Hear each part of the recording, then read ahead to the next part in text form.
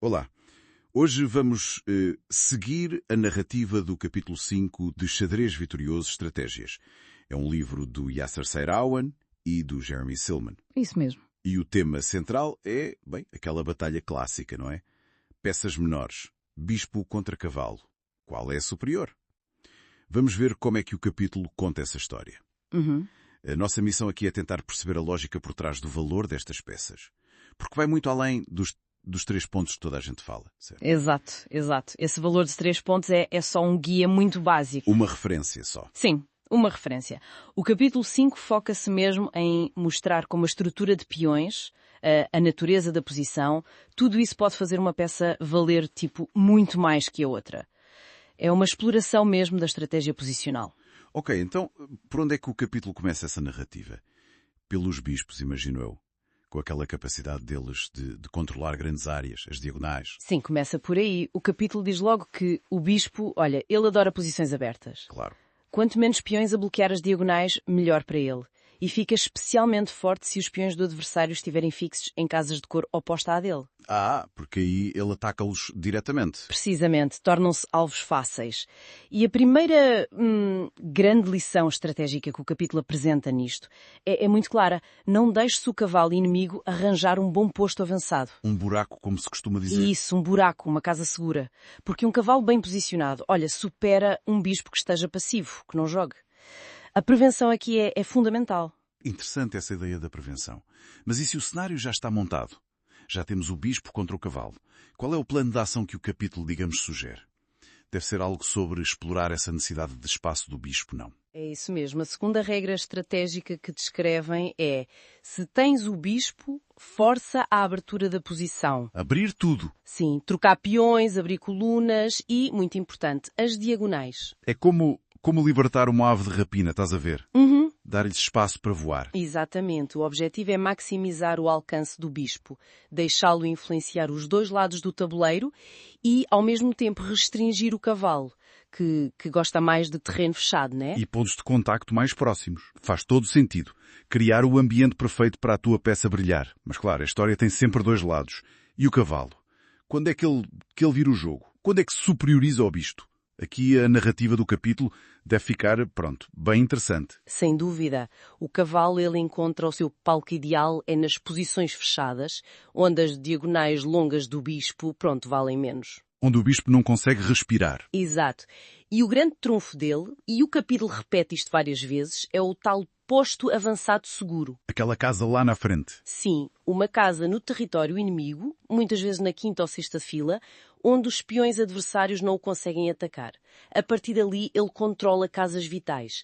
Pode ser, uma dor de cabeça terrível. E a ideia do bispo mau também entra aqui, certo? Quando o bispo fica preso pelos próprios peões. Exatamente. O cavalo torna-se especialmente forte se o bispo do outro lado for um bispo mau. Ou seja, um bispo bloqueado pelos seus próprios peões. Especialmente se esses peões estiverem na mesma cor das casas que o bispo controla. Aí ele fica quase como um peão grande, não faz nada. Um peão glorificado, como se diz. É isso. E outro ponto muito importante a favor do cavalo, e que o capítulo também explora bem, é o controle de cor. Isso é crucial. O cavalo salta entre casas brancas e pretas, ataca complexos de ambas as cores. O bispo, coitado, está preso a uma cor para sempre. Só metade do tabuleiro na prática. Sim. E se os pontos fracos ou as peças importantes do adversário estiverem na cor oposta à do bispo, ele pode tornar-se, quase inútil. Percebo. Portanto, a narrativa que o capítulo constrói não é sobre um valor fixo, tipo 3 pontos e acabou.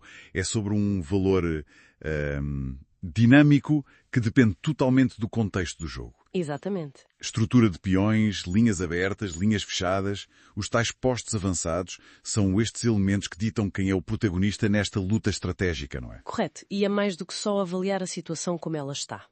O capítulo tenta mesmo incutir a ideia de que um bom estratega deve procurar moldar a posição. Interessante. Não só jogar com o que há, mas criar. Sim, criar as condições para favorecer a sua peça menor. Não é só reagir, é mesmo ser proativo. Como o livro até diz, a simples perspectiva de conseguir um posto avançado seguro para o cavalo pode ser, e eles usam esta palavra, motivo de euforia. Uau! Tal é o poder transformador que ele pode ter.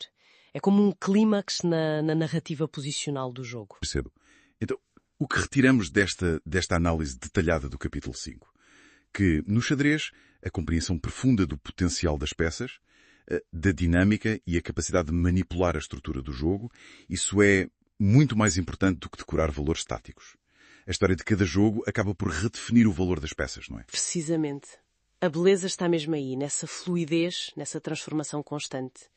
Isso, olha, leva-nos a uma reflexão interessante, que vai um bocadinho além do capítulo, mas é inspirada por ele.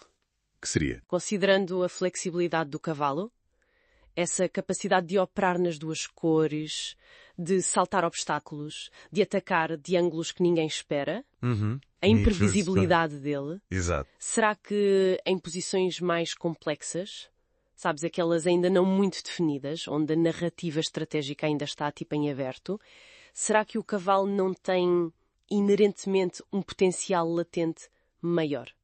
Uma capacidade de surpreender mais vasta do que o bispo, que é, queremos ou não, mais previsível por causa da restrição da cor? É uma boa pergunta. Fica no ar, então, o potencial escondido do cavalo versus a clareza, mas também a limitação do bispo. Fica para pensarmos nas nossas próprias partidas, não é? Algo para refletir.